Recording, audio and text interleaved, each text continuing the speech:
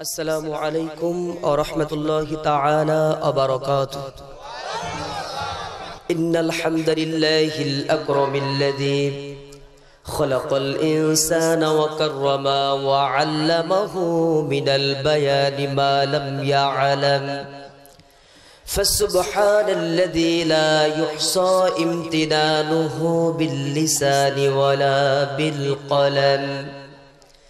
نشهد أن لا إله إلا الله وحده لا شريك له، ونشهد أن سيدنا وحبيبنا وطبيبنا ومولانا محمدا عبده ورسوله الذي أرسله بالحق بشيرا ونذيرا وداعيا إلى الله بإذنه وسراجا وقمرا منيرا. فقد قال الله تعالى في كلامه المجيد وفرقانه الحميد: সবাই বলুন আউযু বিল্লাহি মিনাশ শাইতানির রাজীম। বিসমিল্লাহির রাহমানির রাহিম। ওয়াসারিউ ইলা মাগফিরাতিম মির রাব্বিকুম وجنة عرضها السماوات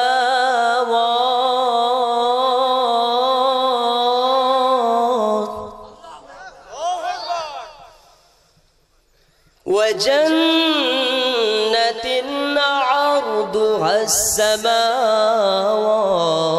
والأرض أعدت للمتقين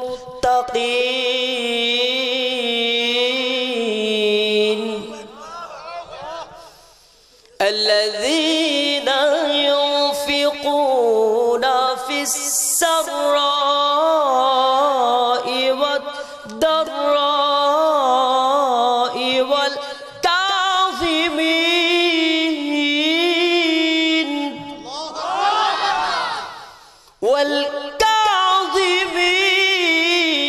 الغيظ والعافين عن الناس.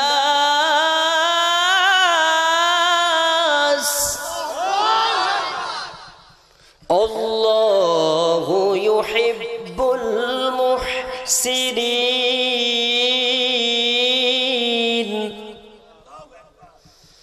الله أكبر. بسم الله الرحمن الرحيم. ما كان محمد أبا أحد من رجالكم ولكن رسول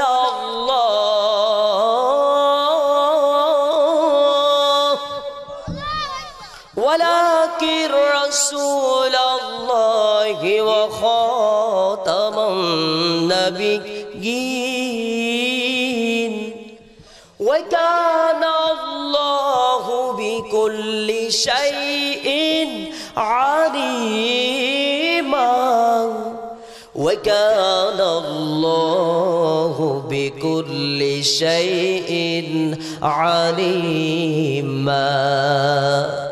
اللهم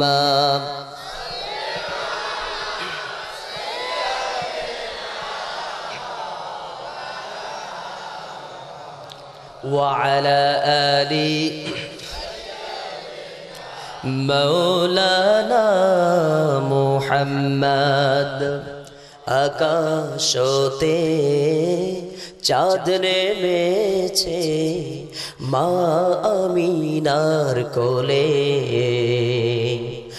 আধারাতে উঠলো যেন চাঁদের চেরাগ জ্বলে, চাঁদের চেরাগ জ্বলে গুলশানে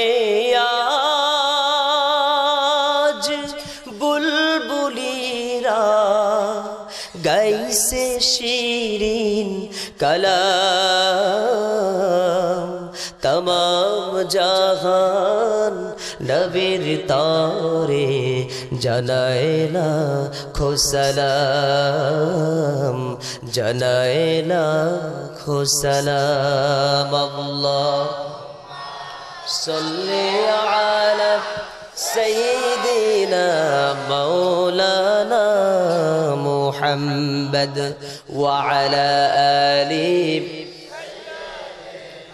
मौलाना चाँदेर चेये सुंदर आमार प्यारा रसूल चाँदेर चेये सुंदर आमार प्यारा रसूल तार पेते धन्य हलो तमाम निखिल कुल आरब देशेर माया मिनार कोले एलो चाँद चाँदेर नामटी रेखे दिलेन अल्लाह मुहम्मद सेई मुहम्मद बड़ो होए दिनेर पथे दावत दिए जुलुम अत्याचार के तिनी करिलेन निर्मूल चाँदेर चेये सुंदर आमार प्यारा रसूल तार पेते धन्य हलो तमाम निखिल कुल अल्लाहुम्मा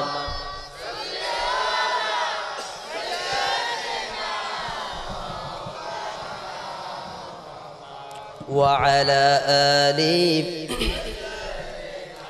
मौलाना मुहम्मद बलग अल-उला बिकमालिहि कशफ अद-दुजा बिजमालिहि हसनत जमीअ सल्लु अलैहि मदीनाबाद तालीमुल कुरआन माद्रासार उन्नयन कल्पे आयोजित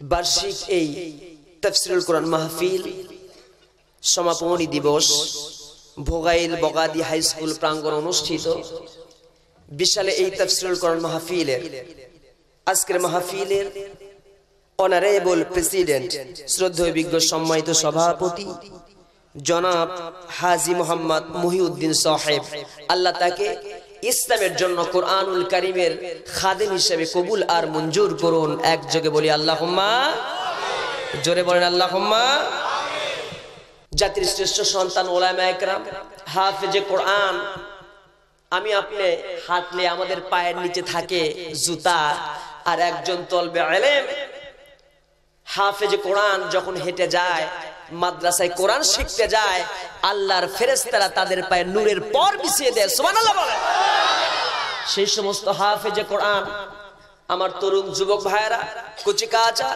পর্দার আড়ালে বসে থাকা অবলা সরলা পর্দানশীনা শ্রদ্ধেয়া সম্মানিয়া মা এবং বোনেরা সবার প্রতি হৃদয়ের অন্তঃস্থল থেকে অফুরন্ত হৃদয় নিংড়ানো ভালোবাসা সহ জানাচ্ছি সশ্রদ্ধেয় সালাম আসসালামু আলাইকুম ওয়া রাহমাতুল্লাহ। জানতে চেষ্টা করছি কেমন আছেন?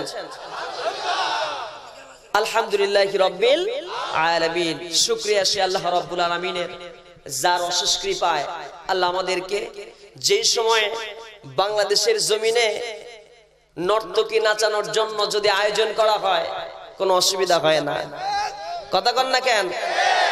যেই সময় বাংলাদেশের জমিনে কোন কনসার্ট, জেমস আসুক, এসডি রুবেল আসুক, মমতাজ আপা আসুক, এগুলো ওপেন কনসার্ট হলে র‍্যাব দিয়ে সিটা দিয়ে সিকিউরিটি দেয়া হয়। শুধু তাই নয়, বাংলাদেশ দ্বিতীয় বৃহত্তম মুসলিম জনপদ, এই জনপদের মাটিতে হিন্দু দাদারা যখন দুর্গা পূজার উৎসব করে এই জায়গাতেও আমরা আমাদের বাংলাদেশের গভর্নমেন্ট থেকে সর্বোচ্চ সিকিউরিটি, সর্বোচ্চ নিরাপত্তার ব্যবস্থা করা হয়। কথা কোন ঠিক কিনা? জাতির কপাল পড়েছে, ভাগ্য নষ্ট হয়ে গেছে। দ্বিতীয় বৃহত্তম মুসলিম জনপদে যেই বাংলাদেশে মুসলমানরা সংখ্যাগরিষ্ঠ আর অন্য জাতিরা হিন্দুরা সংখ্যা লঘু, আজকে তারা মাথা উঁচু করে কথা বলে আর মুসলমানরা বুক ফুলে কুরআনুল কারীমের মাহফিল করতে পারে না, তাফসীর মাহফিলে 100 ফুট জারি করে। কথা কোন ঠিক কিনা? 140 জারি হয় তাফসীর মাহফিলে। এত কিছুর পরেও সমস্ত বাধার প্রাচীর ভেঙে দিয়ে, সমস্ত বাধার বেড়াজাল ছিন্ন ভিন্ন করে যে আল্লাহ আমাদেরকে এত সুন্দর মাহফিলের আয়োজন করার তৌফিক দিয়েছেন, সমস্যরে একযোগে অগণিত শুকর গুজার হচ্ছি আল্লাহর দরবারে, সিজদা অবনত চিত্তে বলে উঠছি আলহামদুলিল্লাহ। আর একটু জোরে বলেন আলহামদুলিল্লাহ। আল্লাহু আকবার, আল্লাহু আকবার, লা ইলাহা ইল্লাল্লাহ, আল্লাহু আকবার, আল্লাহু আকবার, ওয়ালিল্লাহিল হামদ, ওয়ালিল্লাহিল হামদ। এই জায়গায় আমরা প্রশংসা করতে এসেছি কার? শেষ পর্যন্ত প্রশংসা হবে কার? কোন নেতার, কোন নেত্রীর, কোন এমপির, কোন সাধারণ কোন মানুষের? এই সময় থেকে শেষ মুহূর্ত পর্যন্ত আমরা প্রশংসা করব সেই এক আল্লাহর। জোরে কোন ঠিক কিনা? আমার ভাইয়েরা, সচেতন হয়ে আমাদের কথা বলতেও হবে, উত্তরটাও সচেতন হয়েই দিতে হবে। আর সচেতন হয়েই কোরআন মানলেই তার জান্নাত হবে। কথা বলেন। অচেতন হয়ে বালহুম আদাল্লু উলাইকা হুমুল গাফিলুন, আল্লাহর কথা। অচেতন যারা, যারা সচেতন না, যারা গাফেল, এদের কপালে জান্নাত জুটবে। কথা বলেন, জুটবে? তাহলে সচেতনতার দাম আছে না নাই? শুধু তাসবিহ তেলাওয়াত করে আর নামাজ পড়ে রোজা করে জান্নাত যদি জুটতো, তাহলে এত রক্ত ইসলামের জন্য ঝরানোর প্রয়োজন হতো না। এই জন্য সচেতনতা যার মধ্যে আছে সে উদখুলু ফিস সিলমি কাফা, ইসলামে পরিপূর্ণভাবে প্রবেশ হওয়ার সুযোগ পায়। আর যে অচেতন, যে উম্মাদ হয়ে আছে, সংক্ষিপ্ত করে নিয়েছে ইসলামটাকে, নিজের মতো করে সে চালাতে চায় ইসলামকে, অথচ একটা sentence, Islam is a dominant force but it is not dominated. Islam নিয়ন্ত্রণ করবে, কোরআন মানুষের নিয়ন্ত্রণ করবে, তামাম পৃথিবীর সব কিছু নিয়ন্ত্রণ করবে কে? আর ওদের কথা বলেন কি? কোরআন, ইসলাম নিয়ন্ত্রণ করবে। আর আজকে উল্টোটা হয়ে গেছে, আজকে কোরআনকেই মানুষ নিয়ন্ত্রণ করছে। কথা বলেন ঠিক না? আর এই জন্যই জাতির কপাল পুড়েছে, আজকে গোটা পৃথিবীতে মুসলমান জাতি মার খাচ্ছে। ও মুসলমান ঠিক কিনা? এজন্য আসুন, আমরা কেমনে জান্নাত পাবো, জান্নাতের পথে কিভাবে চলতে হবে, সেই দিক নির্দেশনামূলক কিছু কথা এই আয়াতে কারিমা থেকে বলার জন্য চেষ্টা করব। তো মাসটা হলো রবিউল আউয়াল মাস, রাসূলের জন্মের এবং মৃত্যুর মাস। এই মাসে আমার রাসূল সম্পর্কে কিছু কথা বলার দরকার আছে না নাই? কথা বলেন, আছে না নাই? কুল ইন কুনতুম তুহিব্বুনাল্লাহ ফাত্তাবিউনি ইউহিব্বুকুমুল্লাহ ওয়া ইয়াগফির লাকুম যুনুবাকুম আল্লাহু গফুরুর রহিম। আল্লাহকে ভালোবাসতে চাও বান্দা, তাহলে আগে রাসূলকে অনুসরণ করো, রাসূলকে মহব্বত করো, তবে আল্লাহর ভালোবাসা পাবে। তাহলে আল্লাহকে পেতে হলে কাকে আগে পেতে হবে? রাসূলকে। আসুন, আল্লাহ এবং রাসূল উভয়েরই কথা আজকে হবে, অসুবিধা নাই তো? আসুন শুরু করছি সেই কোরআন থেকে। আল্লাহর প্রশংসা করে বান্দা শেষ করতে পারবে না। ও আমার ভাইয়েরা, যখন সুন্দর করে কোরআনুল কারীম যখন খোলা হবে, কোরআনুল কারীমে 114টা সূরা আছে। এই সূরার প্রথম সূরার নাম কি? প্রথম সূরা হলো সূরা আল ফাতিহা। এই সূরা আল ফাতিহা থেকে সূরা নাস পর্যন্ত যখন তেলাওয়াত করবেন, সর্বপ্রথম আমাদের আল্লাহ শিখিয়ে দিলেন যে আমাদের শয়তানের কুমন্ত্রণা থেকে আল্লাহর কাছে পানা চাইতে হবে। যদি আপনাদের কষ্ট না হয়, একযোগে পড়েন আউযু বিল্লাহি মিনাশ শাইতানির রাজিম, বিসমিল্লাহির রহমানির রহিম, আলহামদুলিল্লাহি রাব্বিল আলামিন, আর-রহমানির রহিম মালিকি ইয়াউমিদ্দিন ইয়্যাকা না'বুদু ওয়া ইয়্যাকা নাস্তাঈন ইহদিনাস সিরাতাল মুস্তাকিম সিরাতাল্লাযীনা আন'আমতা আলাইহিম গায়রিল মাগদুবি আলাইহিম ওয়ালাদ-দাল্লিন। এরপরে একটু জোরে বলেন, এরপরে আমিন। প্রশংসা সবই কেবল তোমারই রব্বুল আলামিন। দয়ালু মেহেরবান করুণায় ফুরান, দয়ালু মেহেরবান করুণায় ফুরান। আর কেউ নয় তুমি মালিক শেষ বিচারের দিন, শেষ বিচারের দিন। তামাম পৃথিবীর সমস্ত প্রশংসা পাওয়ার মালিক, একচ্ছত্র আধিপত্য, সিজদা পাওয়ার প্রশংসা পাওয়ার কার? আরো জোরে কথা বলেন, কার?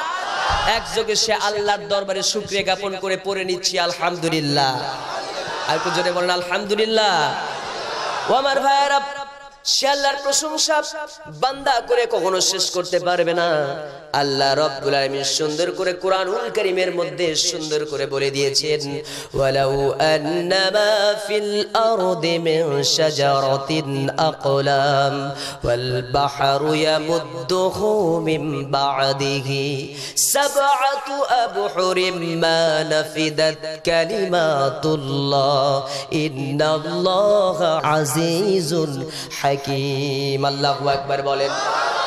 আল্লাহ রাব্বুল আলামিন সুন্দর করে বলছেন, বান্দারে তামাম পৃথিবীর জমিনে যতগুলো গাছ আছে আর তামাম পৃথিবীতে যত পানি আছে, সমস্ত পানিগুলিকে যদি কালি রূপে রূপ দেওয়া হয়, তামাম পৃথিবীতে যতগুলো পানি আর যতগুলো গাছ আছে সবগুলোকে যদি পানিকে কালি বানানো হয় আর গাছগুলিকে যদি আকলাম কলম বানানো হয়, এই পানিরূপী কালিগুলি দিয়ে, এই গাছরূপী কলমগুলি দিয়ে আমার রবের কালেমার ব্যাখ্যা লেখা যদি শুরু করে দেয়া হয়, লিখতে লিখতে পানিরূপী কালিগুলি শেষ হয়ে যাবে, কলমগুলো অকেজ হয়ে যাবে, কিন্তু আমার রবের কালেমার ব্যাখ্যা লেখা কখনো শেষ হবে না। আল্লাহ তোমার এই ধরার মাঝে কত জানা অজানা সৃষ্টি আছে, কেউ নেই তোমার এই নাম জপে না, তোমার নামের তসবিহ জপে না, তোমার নামের তসবিহ জপে না। সুবহানাল্লাহ বলেন। ও আমার ভাইরা, সেই রবের গোলামি করতে হবে, সেই রবের প্রশংসা করতে হবে। সেই রবের কোন রব?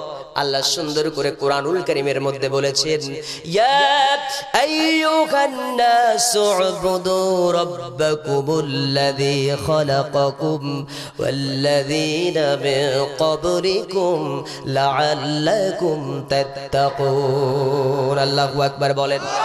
আল্লাহ বলছেন, বান্দারে সেই রবের গোলামি করো, সেই রবের আনুগত্য প্রকাশ করো যেই রব তোমাকে সৃজন করেছেন। আর শুধু তোমাকে সৃজন করেই ক্ষান্ত হন নাই, তোমার পূর্ববর্তী যারা তাদেরকেও আল্লাহ সৃজন করেছেন। আশা করা যায় তোমরা মুত্তাকি হতে পারবে। বলেন সুবহানাল্লাহ। ও আমার ভাইরা, সেই রবের প্রশংসা করার দরকার আছে না নাই? এই কোরআনুল কারীমের তাফসীর নিয়ে বসেছি। কোরআনুল কারীমে সূরা বাকারার 133 থেকে সূরা আল ইমরানের 133 থেকে 34 নম্বর আয়াতের তাফসীর হবে, কিন্তু ধারাবাহিকভাবে এই কোরআনের কিছু কথা আর আল্লাহর প্রশংসা করার দরকার আছে না নাই? মুসলমান আছে না নাই? সে আল্লাহর কথা বলি আমি, সে আল্লাহর কেন ইবাদত করবেন? কারণ হলো হিন্দুরা দেবদেবতার দেবদেবতার পূজা করে আর আমরা আল্লাহর ইবাদত করি। কারণ হলো ওই দেবদেবতা সহ তামাম পৃথিবীর সব ভেঙে খান খান হয়ে যাবে, শেষ হয়ে যাবে। ঠিক থাকবেন কে? কথা বলেন, ঠিক থাকবেন কে? আল্লাহু লা ইলাহা ইল্লা হুয়াল হাইয়ুল কাইয়্যুম লা তা'খুযুহু সিনাতুন ওয়ালা নাওম লাহু মা ফিস সামাওয়াতি ওয়া মা ফিল আরদ মান যাল্লাযী ইয়াশফাউ ইনদাহু ইল্লা বিইذনিহি ইয়ালামু মা বাইনা আইদিহিম ওয়া মা খালফাহুম ওয়া লা ইউহিতুনা বিশাইইন মিন ইলমিহি ইল্লা বিমা শাআ। আল্লাহু আকবার বলেন। तमाम পৃথিবীর সব শেষ হয়ে যাবে, ঠিক থাকবেন আমার আল্লাহ ওয়াল হাইয়ুল কাইয়ুম। এটা ইউনিভার্সাল ট্রুথ, চিরন্তন কথা। কথা বলেন ঠিক কি না? আমার বারে সেই রবের গোলামি করতে হবে। এই রবের প্রশংসা যদি বান্দা করতে চায় সারা রাত শেষ হবে, কিন্তু আমার আল্লাহর প্রশংসা করে বান্দা কখনো শেষ করতে পারবে? কিন্তু বান্দা যদি একটা শব্দ মন থেকে হৃদয় থেকে উচ্চারণ করে যদি বান্দা পড়ে নেয় আলহামদুলিল্লাহি রাব্বিল আলামিন, तमाम পৃথিবীর সব প্রশংসা ইনভলভ হয়েছে, ইনক্লুড হয়েছে এই একটা শব্দের মধ্যে। জোরে বলেন সুবহানাল্লাহ, জোরে বলেন আলহামদুলিল্লাহ। সেই রবের প্রশংসা এই কোরআনে আছে না নাই? সেই রবের প্রশংসার পাশাপাশি আমার রাসূলের কথাও এই কোরআনে আছে না নাই? ও আমার ভাই, রাসূলের কথা এই জন্য বলতে হবে, এই কোরআনুল কারীমে আমার রাসূল সম্পর্কে এক জায়গায় দুই জায়গায় নয়, আমার রাসূল সম্পর্কে 83 জায়গায় বলা হয়েছে মুহাম্মাদুর রাসূলুল্লাহ সাল্লাল্লাহু আলাইহি ওয়াসাল্লাম। আমার পূর্বে আলোচনা শুনছিলাম, মুকরিমুল ভাই আলোচনা করছিলেন, তারপরে আরেকজন আলোচনা করছিলেন। আল্লাহ রাব্বুল আলামিন এই পৃথিবীর জমিনে 1,24,000, কোন বর্ণনায় এসেছে 2,24,000 নবী এবং রাসূল আল্লাহ পৃথিবীতে পাঠিয়েছেন। কথা বলেন ঠিক কিনা? এই যে 1,24,000 অথবা 2,24,000 নবী রাসূল আল্লাহ পৃথিবীতে পাঠিয়েছেন, এর মধ্যে আল্লাহ রাব্বুল আলামিন 4 জন রাসূল প্রেরণ করেছেন। এক নম্বরে দাউদ আলাইহিস সালাতু ওয়াস সালাম, দুই নম্বরে মূসা আলাইহিস সালাতু ওয়াস সালাম, ঈসা আলাইহিস সালাতু ওয়াস সালাম, তারপরে আখিরি জামানার পয়গম্বর আমার এবং আপনার নবী মুহাম্মাদুর রাসূলুল্লাহ সাল্লাল্লাহু আলাইহি ওয়াসাল্লাম। আল্লাহু আকবার। ও আমার ভাইয়েরা, এতগুলো নবী, তাওরাত, জাবুর, ইনজিল, কোরআন, এই 4টা কিতাব যাদের উপরে নাজিল হয়েছে, আল্লাহ তাআলা দাউদ আলাইহিস সালাতু ওয়াস সালামকে বলেন নাই যে দাউদ রাসূলুল্লাহ, মুসাকেও বলা হয় নাই মুসা রাসূলুল্লাহ, ঈসাকেও বলা হয় নাই ঈসা রাসূলুল্লাহ, কিন্তু আমার নবী আপনার নবী, এই আমার নবী আপনার নবী আখিরি জামানার পয়গম্বর জনাবে মুহাম্মাদুর রাসূলুল্লাহ সাল্লাল্লাহু আলাইহি ওয়াসাল্লাম সম্পর্কে এক জায়গায় নয়, দুই জায়গায় নয়, এই কোরআনুল কারীমের 83 জায়গায় নবীর সম্পর্কে বলা হয়েছে। বলেন সুবহানাল্লাহ। তার মধ্যে সূরা ইমরানের সুন্দর করে আল্লাহ সূরা ইমরানের, সূরা বাকারার মধ্যে, সূরা ফাতার মধ্যে, সূরা আহজাবের মধ্যে সুন্দর করে উল্লেখ করে দিয়েছেন। আল্লাহ রাব্বুল আলামিন সুন্দর করে বলেন ওয়া মা মুহাম্মাদুন ইল্লা রাসূলুন ক্বাদ খালাত মিন ক্বাবলিহির রুসুল আফা ইম্মাতা আও কুতিলা ক্বালাবতুম আলা আ'কাবিকুম। আল্লাহু আকবার বলেন। এরপর আল্লাহ রাব্বুল আলামিন অন্য জায়গায় বলেছেন মুহাম্মাদুর রাসূলুল্লাহি ওয়াল্লাযীনা মাআহু আশিদ্দাউ আলাল কুফফারি রুহামাউ বাইনাহুম। আল্লাহু আকবার বলেন। এরপর আল্লাহ রাব্বুল আলামিন সূরা আহজাবের 40 নম্বর আয়াতে সুন্দর করে বলেছেন নবী সম্পর্কে মা কানা মুহাম্মাদুন আবা আহাদিম মির রিজালিকুম ওয়ালাকির রাসূলুল্লাহি ওয়া খাতামান নাবিয়্যিন ওয়া কানা আল্লাহু বিকুল্লি শাইইন আলিমা। আল্লাহু আকবার বলবেন না? আমার ভাইরা, যেই নবীর সম্পর্কে আল্লাহ বললেন, এত জায়গায় কোরআনুল কারীমের এত জায়গায় আসলে শুধু তাই নয়, যেই ব্যক্তি একবার শুধু নবীর সম্পর্কে বলবে সাল্লাল্লাহু আলাইহি ওয়াসাল্লাম, একবার যদি নবীর উপরে দরুদ পড়ে, আল্লাহ রাব্বুল আলামিন ওই ব্যক্তির উপরে, ওই বান্দার উপরে 10টা রহমত নাজিল করে। শুধু তাই নয়, 10টা গুনাহ তার আমলনামা থেকে কেটে দেয়া হয়। আর আল্লাহ রাব্বুল আলামিন ওই ব্যক্তির যেই মর্যাদা আছে, ওই মর্যাদাটাকে 10 গুণ বৃদ্ধি করে দেয়। বলেন সুবহানাল্লাহ। সেই নবীর দাম আছে না নাই? তাহলে সেই নবী সম্পর্কে কথা শোনার দরকার আছে না নাই? আছে। এই নবী সম্পর্কে কথা শুনবেন আর আল্লাহর কথাও শুনবেন। এই কথাগুলো শুনলে কি শুধু কাজ হবে? আমল করতে হবে। আর সেই আমলটা শুধুমাত্র শুনে শুনে হবে না। শুনে আমলের চাইতে আপনার যদি দেখে আমল করি, এটার গুরুত্ব কম না বেশি? একজন বলল অমকে বলেছে, দোস্ত বুজুর্গ বলেছে, আর একজন কোরআন থেকে বলল কোরআনের অমুক লাইনে আছে। দোস্ত বুজুর্গের কথা সত্য হবে বেশি নাকি এই কোরআনের কথা বেশি সত্য? কথা জোরে বলেন, কোনটা সত্য? তাহলে কোরআন যারা দেখেছে, লাইন যারা পড়েছে, তাফসীর যারা বুঝেছে, ওই ব্যক্তিদের আমল, আর দোস্ত বুজুর্গ বলেছে, অমুক বলেছে, স্বপ্নে পেয়েছে, এই কথা সেই কথা, এই আমল দুটো কি এক? কথা বলেন, দুইটা কি এক? তাহলে এই পৃথিবীতে জান্নাতে যাওয়ার জন্য এগিয়ে আছে যারা, এই কোরআন শিখেছে যারা। কথা কন না কেন? জান্নাতে যাওয়ার জন্য এগিয়ে আছে তারা, কোরআন এবং রাসূলের সুন্নাহ অনুসরণ করেছে যারা। আর শুধু দোস্ত বুজুর্গের মধ্যে থাকলে কিন্তু এত সহজে জান্নাত পাওয়া যাবে?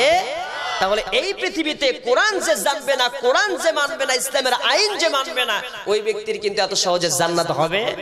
আমি কাউকে ইনসাল্ট করে, কোনো কটাক্ষ করে, কাউকে কষ্ট দিয়ে কোনো কথা বলবো না, হক কথা বলার চেষ্টা করব। সেই হক কথা যদি আমার বাবার গায়েও লাগে, সেটা কি আমি বলবো না রেখে দেব? কথা বলেন, বলবো না রেখে দেব?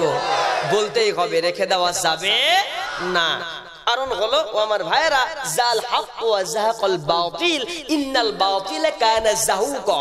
যখন টর্চ লাইট আলো মারা হবে তখনই তো অন্ধকার বিদূরিত হবে। কথা কোন? যখন হক আসবে তখনই তো বাতিলটা ডিভাইডেড হবে। কথা বলেন। এই জন্য হকের কথা বলা এবং শোনার দরকার আছে না নাই? এই হকের কথা কারা বলবে, কারা শুনবে, এটা আমি বোঝানোর জন্য সুন্দর করে এই পৃথিবীতে কোন ব্যক্তি বেশি লাভবান আর কে বেশি ক্ষতিগ্রস্ত হয়ে আছে, এটাকে বোঝানোর জন্য একটা মিসাল দিতে চাই। মূলত মিসালটাই কোরআনের, কোরআন থেকে ভালো করে বুঝে নেবেন। আল্লাহ নিজেও উদাহরণ দিয়ে দিয়ে বান্দাকে বুঝিয়েছেন। সূরা বাকারায় কি নাই? মাসালুহুম কামাসালিল লাযী ইসতাওকাদা নারা। আল্লাহু আকবার। আছে না ভাই? তো আমি বলে থাকি প্রাসঙ্গিক কথা, এলাকাতে কি কোনো নদী আছে? কথা বলতে হবে। নদী আছে ভাই?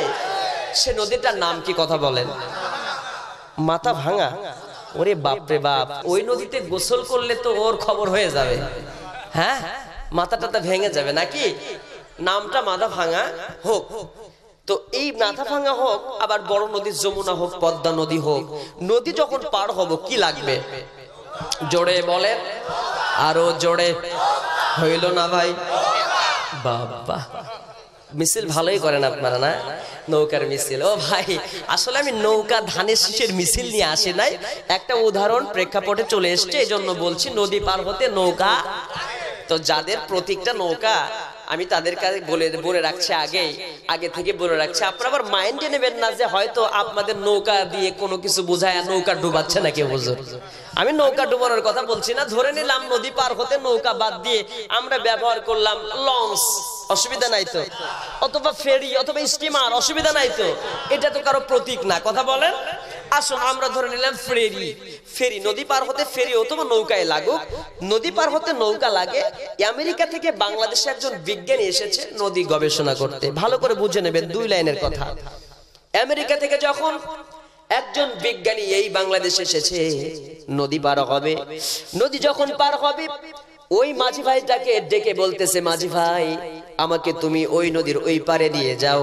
ওই যে সুন্দর কাশবন দেখা যায়, ওই কাশবন গুলো দেখবো, আর এই নদীর বালুচর দিয়ে ঘুরবো, নদীকে পরীক্ষা করব। বলতেছে ঠিক আছে ভাই, আসুন। ওই মাঝি যখন নদীর কিনারায় যখন ওই নৌকাটাকে দাঁড় করিয়েছে, ওই নৌকার মধ্যে উঠেছে কে? আমেরিকার বিজ্ঞানী উঠেছে। ওঠার পরে নদী যখন পার হবে, মাঝ নদীর মধ্যে যখন বিজ্ঞানী এসেছে, মাঝিটা এসেছে, সঙ্গে সঙ্গে বিজ্ঞানী বলতেছে মাঝিকে, হোয়াট ইজ ইওর নেম? কি বলছে? কথা বলেন, এই ইংরেজি কথা কি ওই নদীর মাঝি বুঝবে নাকি? মাঝি বলছে, ভাই রে, তুমি কি ফটর ফটর করো, কি হটর হটর করো, কিছুই বুঝি না। কারণ এর কাছে হটর হটর ফটর ফটর মনে হবে, এইটা সে বুঝবে, কারণ ইংরেজি সে শেখে নাই। আমেরিকা থেকে লেখাপড়া শেষ করি বাংলাদেশে এসেছে মূর্খ মা, মা তো ইংরেজি ভালো বোঝে না, বলছে মা রে অনেক দিন আমেরিকা থেকেছি, শুধু বিভিন্ন ধরনের খাবার খাইছি, দেশি খাবার খাই নাই মা, দেশি খাবার আমাকে একটু খুদ খাওয়াও। খুদ চেনেন তো নাকি? খুদ আছে নাকি এলাকায়? চালের ছোট অংশটাকে খুদ বলে। এই চালের ছোট অংশটা রান্না করেছি, শুটকি ভর্তার খুদ অথবা মরিচ ভর্তার খুদ যখন খাওয়া শুরু করে দিয়েছে, খাইতে খাইতে হঠাৎ করে গলার মধ্যে বেজে গেছে। হঠাৎ করে গলায় যখন বেজেছে, এই খুদটা যখন বেজেছে, এটাকে সরাতে কি ব্যবহার করতে হবে? এই সময় আমেরিকা থেকে লেখাপড়া করা সেই ইংরেজি সেই ছেলেটা বলতেছে, বাংলা ভুলে গেছে, বলতেছে mother water, mother water, mother water. এখন মাকে অর্থ বোঝে। এখন মা মনে করছে যে আমার বাবা কি বলে তো কিছুই বুঝি না, মাদার ওয়াটার ওয়াটার করতে করতে মারা গেছে। এখন ওই মা সেই মারা যাওয়া সন্তানটার কাছে দাঁড়িয়ে থেকে বলতেছে, আমার বাবা হটর হটর করে মরল গো, ও আব্বা গো। আচ্ছা আসলে কি সে হটর হটর করে মরছে? কি খায়? গলায় সে ওয়াটার মানে পানি, সে পানি চেয়েছে কিন্তু বোঝে নাই মা ইংরেজি, এই কারণে সে মার এই অবস্থা হয়েছে। কথা বলেন ঠিক কিনা? তেমনি করে এই বিজ্ঞানী যখন এই কথাটা যখন বলছিল, সঙ্গে সঙ্গে বলে ভাই আমি কিছুই বুঝি না ইংরেজি। বলে ভাই রে, ডিজিটাল যুগে বসবাস করো, তুমি ইংরেজি জানো না? এখন তো 3G না 4G আসতেছে, এই 3Gর যুগে 4Gর যুগে বসবাস করে ইংরেজি জানো না? আমি দেখতে পাচ্ছি যে তোমার 16 আনা জীবনের মধ্যে ইংরেজি না জানার জন্য তোমার 12 আনাই শেষ হয়ে গেছে। 12 আনাই জীবনের মিছা। 16 আনার 12 আনা গেলে থাকে কয় আনা? 4 আনার জীবন নিয়ে মাঝি যখন সামনে যাচ্ছে, এরপরে হঠাৎ করে ওই মাঝিকে লক্ষ্য করে বলে ভাই রে আমি বাংলাও পারি। ওই বিজ্ঞানী বলতেছে মাঝি ভাই বাংলাটাই তোমারে শোনাই, শোনো তুমি, আমি বলেছিলাম হোয়াট ইজ ইওর নেম, মানে তোমার নাম কি, তোমার ডিটেইলস অ্যাড্রেস বিস্তারিত বর্ণনা দাও। সঙ্গে সঙ্গে বলতেছে ভাই এইটা যদি আগে বলতেন এত তো অসুবিধা হতো না। বলতেছে আমার নাম হলো সলিমুদ্দিন আর আমার বাবার নাম হলো করিমুদ্দিন। আছে না নাই? যখন বলছে আমার নাম হলো সলিমুদ্দিন, যখন আঞ্চলিকতার টান দিয়ে কথা বলেছে, দেখবেন এই সুন্দর করে সে কথা বলতে পারে না বইয়ের ভাষায়। রংপুরের লোক যখন কথা বলে, রংপুরে কিন্তু রনাই বলে অংপুর বাহে। কথা বলেন। সিরাজগঞ্জের লোক কথা বলে দুন্তস্ববাদ দিয়ে বলে আমার বাড়ি হলো হিরাজগঞ্জ। আছে না নাই? প্রত্যেক 10 কিলোমিটার পর পর ভাষার পরিবর্তন হয়। আমি যখন নোয়াখালীতে প্রথম মাহফিল করতে গেলাম, আমি দেখতে পেলাম আমি হলাম প্রধান বক্তা, দ্বিতীয় বক্তা মাহফিল আলোচনা করতেছে আর বলতেছে আল্লাহ রাব্বুল আলামিন এই পৃথিবীতে আদম আলাইহিস সালাতু ওয়াস সালামকে পাঠাইছে, মূসা আলাইহিস সালাতু ওয়াস সালামকে পাঠাইছেন, আইয়ুব আলাইহিস সালাতু ওয়াস সালামকে পাঠাইছেন। আমি কই নাউজুবিল্লাহ নাউজুবিল্লাহ আস্তাগফিরুল্লাহ। কোনদিন কোন তাফসিরে কোন হুজুরের মুখে এগুলো মারাত্মক কথা শুনলাম না। এই হুজুর বলে আল্লাহ নবীদের ফাটাইছে, মারাত্মক কথা না বলেন? আমি বললাম ভাই রে এত বড় মারাত্মক কথা আপনি হুজুর হয়ে বললেন, আল্লাহ কি নবীদের ফাটাইছে নাকি? বলে হুজুর রে আপনি বুঝতে পারেন নাই, আমরা হলাম নোয়াখালীর মানুষ, প বলতে হয় ফ, ফ বলতে হয় প। আসলে দিল থেকে বলেছি আল্লাহ তাআলা এই দুনিয়ার জমিনে নবী রাসূলদেরকে এই যে 1,24,000 নবী রাসূলকে পাঠিয়েছেন, আপনি শুনছেন ফাটাইছেন। কতক্ষণ ঠিক কিনা? তারা মন থেকে বলে আল্লাহ পাক আর মুখ দিয়ে তাদের বের হয়ে যায় আল্লাহ পাক। কতক্ষণ ঠিক কিনা? আসলে কথা বলেন হয়ে যায় তাদের আঞ্চলিকতার টানের কারণে। এই মাঝে যখন আঞ্চলিকতার টান দিয়ে যখন কথা বলছে, বলার সঙ্গে সঙ্গে বলতেছে ভাই তুমি বাংলাও পারো না, আমি দেখতে পাচ্ছি এই বাংলা না জানার কারণে বাংলাদেশে তোমার বসবাস, তোমার 16 আনা জীবনের মধ্যে এবার 14 আনাই চলে গেছে। তোমার জীবনে সব বৃথা, বাংলাটা ভালো পারো না তুমি, 16 আনা জীবনের 14 আনা এবার নাই, থাকলো কয় আনা? দুই আনার জীবনটা যখন মাঝি পার হচ্ছে, হঠাৎ করে মাঝি বলতেছে, ও বিজ্ঞানী ভাই রে, আমার দুই আনা চলে গেলে কিছু হবে না, আমি মাঝি মানুষ, খাই আর ঘুমাই, আমার অত টেনশন নাই, জীবন থাকলো কি না থাকলো এত কিছু আমি ভাবি না। হঠাৎ করে সেই সময়টা ছিল বৈশাখ মাস, আকাশে দেখে ঘন কালো মেঘ। বিজ্ঞানী বৈশাখ মাসে আকাশের দিকে তাকিয়ে দেখে ঘন কালো মেঘ। যদি বৈশাখ মাসে আকাশে মেঘ থাকে কিসের লক্ষণ? কোন ঝড়? জোরসে বলেন। কাল বৈশাখী ঝড়ের লক্ষণ। এই কথা যখন বলেছে, বলে ঝড় হলে কি হবে? কয় আপনি কি টের পান না? টর্নেডো হতে পারে, সাইক্লোন হতে পারে, হারিকেন হতে পারে, নার্গিস হতে পারে, মহাসিন হতে পারে, এরকম করে আয়লা হতে পারে। এই ঝড়ের কবলে পড়লে যেই নৌকায় দাঁড়িয়ে আছেন, এই নৌকা ডুবে, নৌকা দুলতে দুলতে এই মাথা ফাটা ভাঙ্গা নদীর মধ্যে পড়েও যেতে পারে। কথা কন ঠিক কিনা? যমুনা নদীর মধ্যে ডুবেও যেতে পারে। কথা বলেন ঠিক কিনা? যেমনি বলেছে ভাইরা নৌকা ডুবলে আমার কি হবে?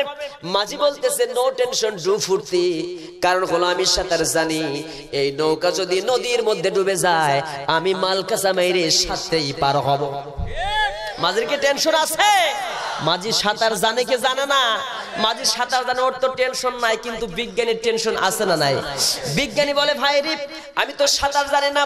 এই সময় বলে ভাই রে, মাঝি বলতেছে ভাই রে, আপনি ফিজিক্সের গৌরব করলেন, ফিজিক্স জানেন, কেমিস্ট্রি জানেন, বায়োলজি জানেন, আপনি এত কিছু জানেন, বিজ্ঞান জানেন, ইংরেজি জানেন, কিন্তু আপনি সাঁতার জানেন? ও আমার ভাইরা, নদীর মধ্যে ফিজিক্স, কেমিস্ট্রি, বায়োলজি এগুলো দিয়ে কি ওই নদী থেকে পার পাওয়া যাবে নাকি ভাই? ওই নদী থেকে রেহাই পেতে হলে, ওই ঝড়ের কবল থেকে বাঁচতে হলে ওই নদীতে জানতে হবে কোনটা? সাঁতার জানতে হবে। এই মাঝি সাঁতার জানার কারণে 100% কনফিডেন্ট ছিল যে যত ঝড় হোক না কেন এই সাঁতরে, এই নদীর সাঁতরে পার হব। কিন্তু এই মাঝির 100% কনফিডেন্স থাকলেও, আত্মবিশ্বাস থাকলেও, এই বিজ্ঞানীর কনফিডেন্স ছিল না। সে 100% বিশ্বাস করত, নৌকা যদি তলিয়ে যায় আমার মতো বিজ্ঞানীর খবর হয়ে যাবে। কথা বলেন ঠিক কিনা?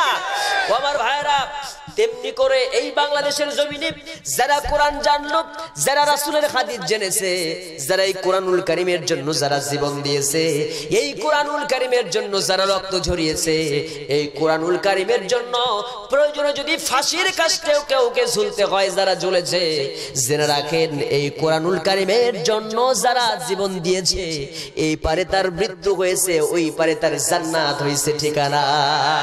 কথা বলেন ঠিক কিনা?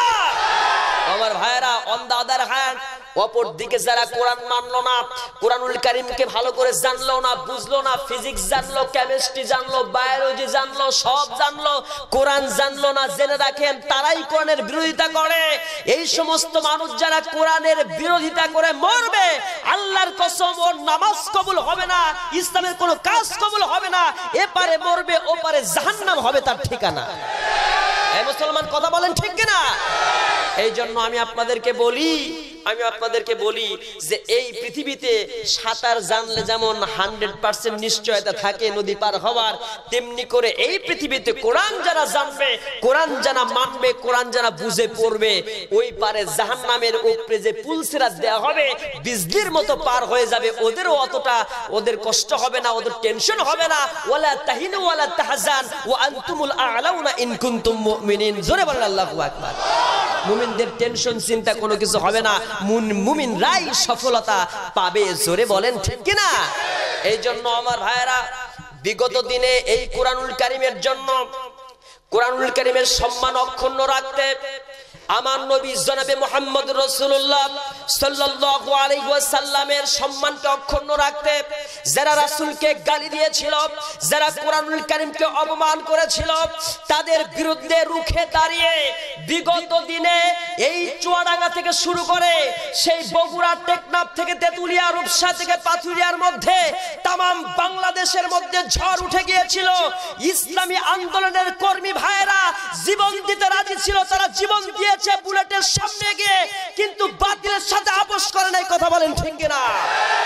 ও চুয়াডাঙ্গার ভাইয়েরা, তাওহীদ জনতার এক অংশ, আমি বলতে চাই এই মাহফিল থেকে আপনারা কি আবারও শপথ নিতে পারবেন জেল জুলুম, হামলা মামলা, নির্যাতনের ভয় না করে আল্লাহর দ্বীনকে আকিমুদ্দিন, দ্বীন প্রতিষ্ঠার জন্য এই বাংলাদেশের জমিনে আবার যদি আপনাকে আন্দোলন করতে গিয়া রক্ত ঝরাতে হয়, জীবন দিতে হয়, যদি প্রয়োজনে গলার মধ্যে রশি দিয়ে ঝুলায় দেওয়া হয়, কে কে রাজি আছেন? দুহাত তুলে আল্লাহকে দেখান।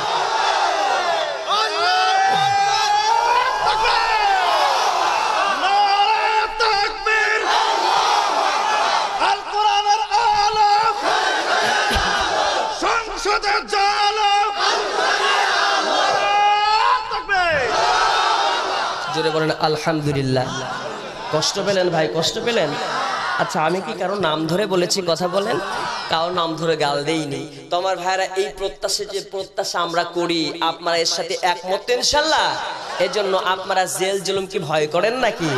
কারণ হলো আমার রাসূলও জেল খেটেছেন 3 বছর। শেয়াবে আবু তালেবে বাংলাদেশের জেল, আমেরিকার জেল, লন্ডনের জেল তো এমন, বাইরেও যা ভেতরেও তাই। গাঁজা খেয়ে, হিরোইন খেয়ে খারাপ কাজ করে জেলে ঢুকলে মাশাআল্লাহ ওই গাঁজা আর হিরোইনের অভাব হয় না, খালি একটু মামু খাটাতে হয়। কথা কন না কেন? টাকা দিলে ওই হিরোইনই পাওয়া যায়, অথচ ওই হিরোইন খাওয়ার অপরাধী জেলে ঢুকছে। অথচ আমার রাসূলের জেল এমন ছিল যে জেলখানার মধ্যে কারোর সাথে কথা বলা পর্যন্ত হারাম ছিল। কোন দোকান থেকে কোনো খাবার পর্যন্ত কেউ দিতে পারতো না। যে দিত তাকেও বলা হতো তোকেও এই শাস্তি দেওয়া হবে। এটা ছিল আবু জেলের ঘোষণা। তাহলে সেই জেল খেটে খাব্বাব, খোবাইব, বেলাল তারা যদি ইসলামের উপরে অটল থেকে জান্নাত নিতে পারে, আপনারা কি এই বাংলাদেশের এই সহজ জেল খেটে রাসূলের সেই সুন্নাত, জেল খাটাও সুন্নাত, এই সুন্নাত পালন করে জান্নাত কামাই করার দরকার নাই? কথা বলেন, দরকার আছে না নাই? এই জন্য বলি, জেলে ভরে জুলুম করে এমন ভাঙা যাবে না, অত্যাচারের শিকল দিয়ে এমন বাঁধা যাবে না। কথা বলেন ঠিক কিনা? ও জেলে ভরে জুলুম করে এমন ভাঙা যাবে না, অত্যাচারের শিকল দিয়ে এমন বাঁধা যাবে না। মোরা শক্ত হব সীসার মতো, আসবে বিপদ বাধা যত, লক্ষ প্রাণের খুন ঝরাবো, ধিকে পরাজয় মানব না, ধিকে পরাজয় মানব না, ধিকে পরাজয় মানব না। ঠিক কিনা? ও হতাশ কেন বন্ধু তুমি, বরং শপথ নাও, আনতে সুদিন কণ্ঠে তোমার বিপ্লবী গান গাও।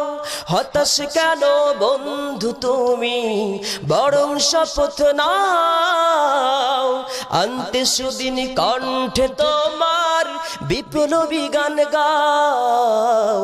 জেলে ভরে জুলুম করে এমন ভাঙা যাবে না, অত্যাচারের শিকল দিয়ে এমন বাঁধা যাবে না। মোরা শক্ত হব সীসার মতো, আসবে বিপদ বাধা যত, লক্ষ প্রাণের খুন ঝরাবো, ধিকে পরাজয় মানব না। কে কে রাজি আছেন? দুহাত তুলে দেখান। নারায়ে তাকবীর, নারায়ে তাকবীর। আল কোরআনের আলো,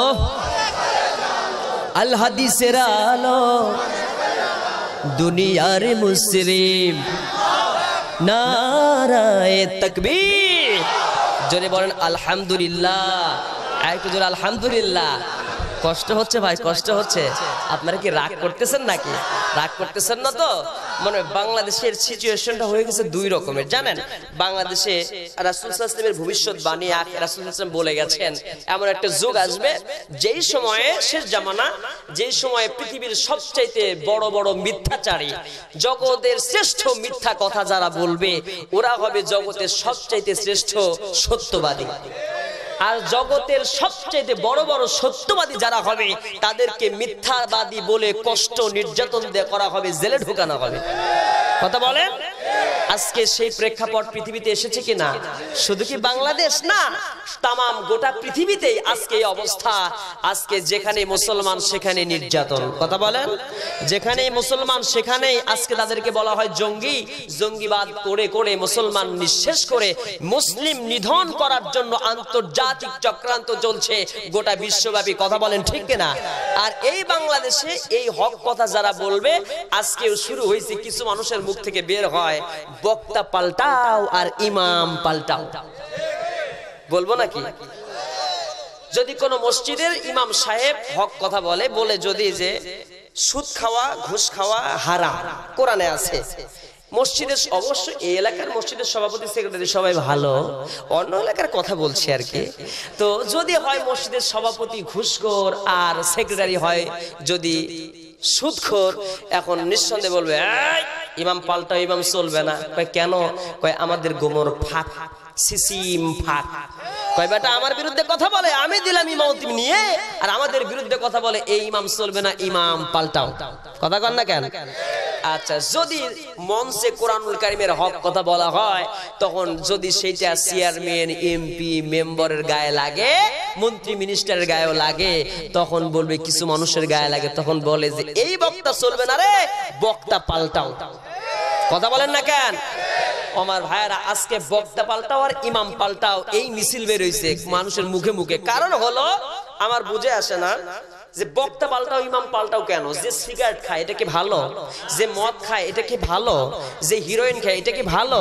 যে বাবা খায়, ফেন্সি ডাল খায়, খারাপ। এর বিরুদ্ধে যদি কোনো বক্তা কথা বলে, নিঃসন্দেহে বক্তার কথাটাই সত্য, ওর চরিত্রটাই খারাপ। কথা বলেন ঠিক কিনা? তাহলে আমার ভাইয়েরা, আসলে উচিত ছিল তামাম বাংলাদেশের জমিনে ইমাম সাহেবরা যা কথা বলে সেটা কোরআন থেকেই বলে, বক্তারা যা বলে কোরআন থেকেই বলে। কোরআনের পাতা পৃষ্ঠা চেঞ্জ করা যাবে না, কোরআনের লাইন চেঞ্জ করা যেমন যাবে না, তেমনি করে বক্তা পাল্টাও নয়, ইমাম পাল্টাও নয়। উচিত ছিল আপনার চরিত্র পাল্টানোর। কথা বলেন ঠিক কিনা? চরিত্র না পাল্টায় কয়দিন ইমাম পাল্টাবেন, কয়দিন বক্তা পাল্টাবেন? যত ইমাম চেঞ্জ করবেন, যত বক্তা হক বক্তা পাল্টাবেন, জেনে রাখবেন আপনার জাহান্নামের পথ তত পরিষ্কার করে নিচ্ছেন। কারণ হলো এই পৃথিবীতে হক কথা বলার মতো আর লোক থাকবে?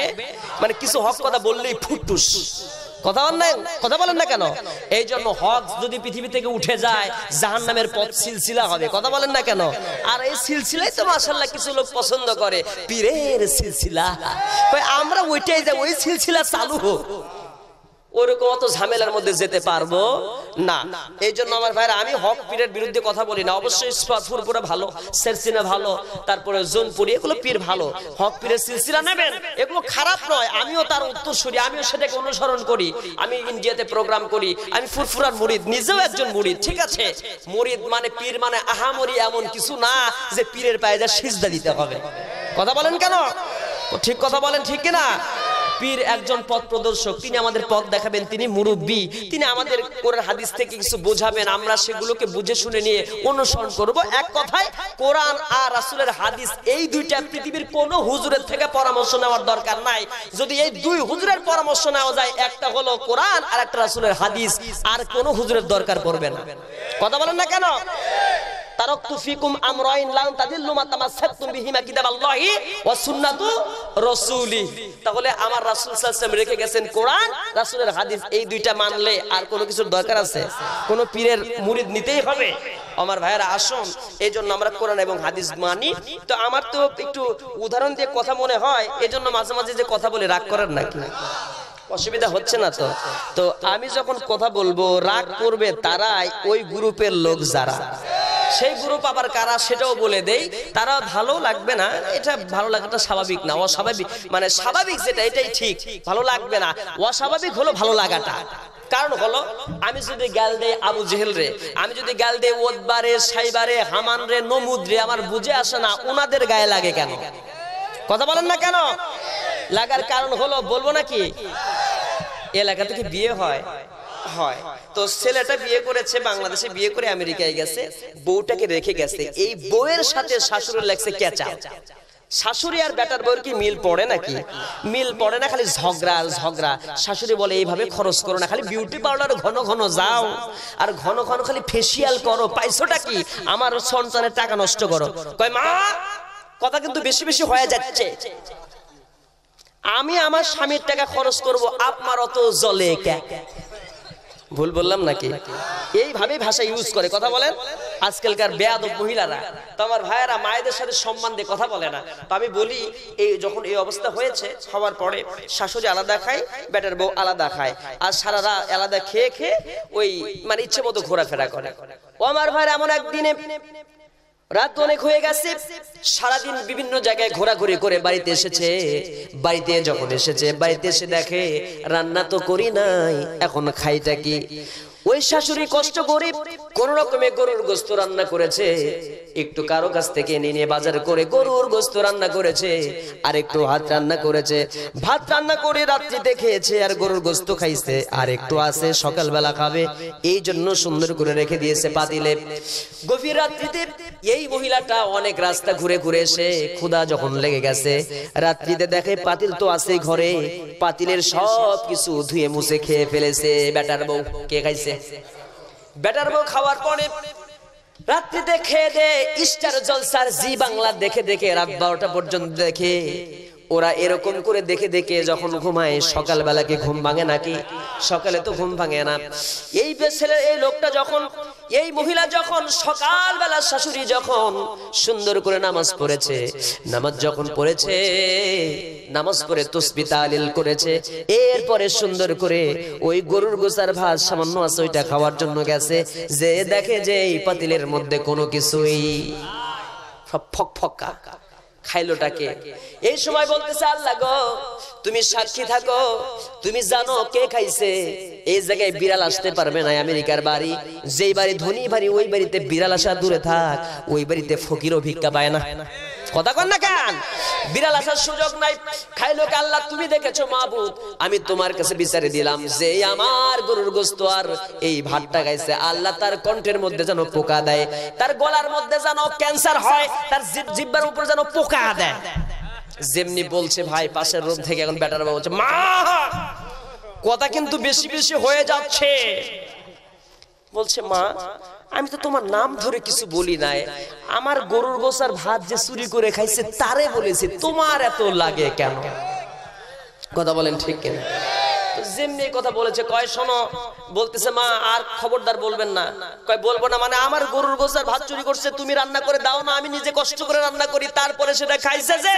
আল্লাহ তুমি দেখেছো, তুমি সাক্ষী গো, মাবুদ যে খাইছে তার গলায় যেন পোকা হয়, গলার মধ্যে যেন পুজ হয়, গলায় যেন ক্যান্সার। কয় মা আর একবার যদি কোন, আমার বাপ কিন্তু চুয়াডাঙ্গা জেলার একেবারে ওসি, থানার ওসি, ফোন কিন্তু দিলাম, কয় তুমি যতই ফোন দাও যতই কিছু করো লাভ হবে না, আমার গরুর গোশত চুরি করে খাইছে, আমি কথা বলবোই।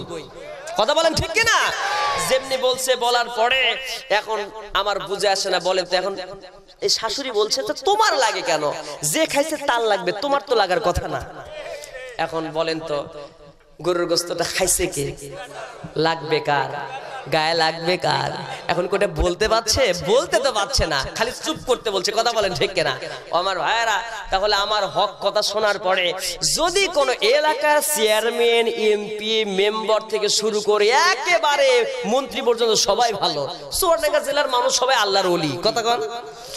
আমি অন্য এলাকার কথা বলি ভাই, বাংলাদেশে অনেক জায়গায় যেতে হয়তো প্রায় 44 থেকে 45টা ডিস্ট্রিক্টের কথা বলি, অন্য অন্য জায়গার এমপি মন্ত্রী তো আছে না, আছে না? তাহলে বুঝতে হবে এই কথা শোনার পরে কোন যদি আপনার মেম্বারের গায়ে লাগে, বুঝতে হবে মেম্বার গম খাইছে। যদি কোন চেয়ারম্যানের গায়ে লাগে, বুঝতে হবে চেয়ারম্যান খাইছে হলো চাউলের লট, আছে না, টন টন চাউল খাইছে। কতক্ষণ না কেন? যদি কোন এমপি মন্ত্রীর গায়ে লাগে তাহলে রড খাইছে, বালু খাইছে, সিমেন্ট খাইছে, রাস্তার পাথর খাইছে, তারপরেও আপনার রাস্তার কি যেন থাকে ভাই, আর ওগুলো কি পিচ খাইছে নাকি বলেন? পিচ খাইছে, এমনকি বড় বড় সেতু শুদ্ধ পেটে ঢুকাইছে। এই জন্য তাদের গায়ে লাগে। বলেন ঠিক কিনা? কারণ আমি যদি গাল দেয় নমরুদ রে, ফেরাউন রে, হামান রে, আমি যদি বলি গোস্ত চোরারে গাল দে, তাদের গায়ে লাগে কেন? গায়ে লাগে যাদের, বুঝতে হবে গায়ে লাগে যার গোস্ত চোরার দল তারা। কথা বলেন না কেন? তাহলে আজকে প্রমাণ হবে যে আমার হক কথা শোনার পরে যার কষ্ট হবে, বুঝতে হবে তার ওই ত্রুটিটা তার মধ্যে আছে। তাহলে এই জন্য আপনারা কি বলবেন? বক্তা পাল্টাও, ইমাম পাল্টাও না, স্লোগান হওয়া উচিত বক্তা পাল্টান নয়, ইমাম পাল্টান নয়। যদি চেয়ারম্যানের ত্রুটি থাকে, যদি গাঁজা, মদ, ফেন্সিডিল, হিরোইন যারা খায় এদের মানবিক, তাদের চরিত্রগত ত্রুটি থাকে, সেই ত্রুটিকে চেঞ্জ করতে হবে, এই স্লোগান হওয়া উচিত। ইমাম আর মসজিদের মসজিদ সাহেবকে, ইমাম সাহেবকে বক্তার ভুল ধরে আপনি নিজের জীবনের সব শেষ করে দিচ্ছেন। কথা বলেন ঠিক কিনা? নিজের জীবনের ভালো রাস্তা নষ্ট করে খারাপ পথে চলছেন। কথা বলেন ঠিক কিনা? এজন্য আমাদের স্লোগান কি? চেঞ্জ করো চরিত্র। কথা বলেন, কথা বলেন, চেঞ্জ করো। ও আমার ভাইয়েরা, আল্লাহ রাব্বুল আলামিন সুন্দর করে সূরা আল ইমরানের 133 থেকে 34 নম্বর আয়াতে বলেছেন, সবাই এক জায়গায় আমার সঙ্গে পড়েন, ওয়াসারিউ ইলা মাগফিরাতিম মির রাব্বিকুম ওয়া জান্নাতিন আরদুহাস সামাওয়াতু ওয়াল আরদ উইদ্দাত লিল মুত্তাকিন। আল্লাহ রাব্বুল আলামিন বলেন, ওয়াসারিউ মানে দৌড়াও, ইলা মাগফিরাতিম মির রাব্বিকুম তোমার রবের দিকে দৌড়াও, জান্নাতের আশায় দৌড়াও, ক্ষমার আশায় দৌড়াও, তোমার রবের দিকে দৌড়াও জান্নাতে এবং ক্ষমার আশায়। আর জেনে রেখে দাও, এই জান্নাত হবে আসমান এবং জমিন বরাবর, আর এই জান্নাত দেবেন আল্লাহ রাব্বুল আলামিন মুত্তাকিনদেরকে। বলেন সুবহানাল্লাহ, একটু জোরে বলেন সুবহানাল্লাহ। আল্লাহ রাব্বুল আলামিন পরের আয়াতে বলছেন, আল্লাযীনা ইউনফিকুনা ফিস সাররাই ওয়াদ দাররাই ওয়াল কাযিমিনাল গায়যা ওয়াল আফিনা আনিন নাস